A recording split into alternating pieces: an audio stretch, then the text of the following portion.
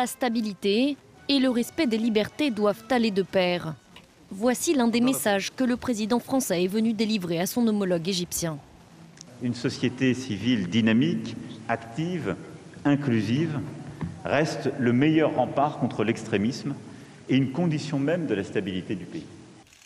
Un an après leur première rencontre à l'Élysée en octobre 2017, Emmanuel Macron effectue une visite de 3 jours au Caire pour renforcer le partenariat stratégique avec l'Égypte.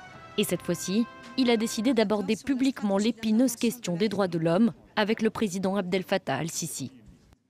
Les choses n'ont pas été dans la bonne direction depuis octobre 2017.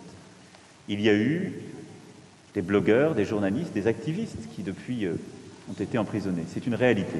Dans ce contexte, je considère qu'avoir un dialogue exigeant sur les droits de l'homme est totalement cohérent avec l'objectif qui est le nôtre.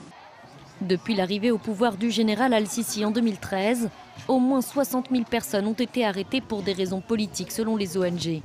Le président égyptien évoque l'instabilité politique dans la région et les différences culturelles entre l'Égypte et l'Occident.